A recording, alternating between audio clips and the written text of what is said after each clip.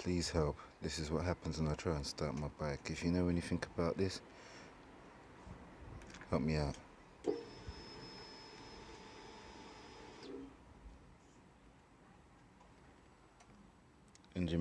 Engine check light, come on. Nothing else. No spark whatsoever. Any ideas what's causing this to not start? Please comment.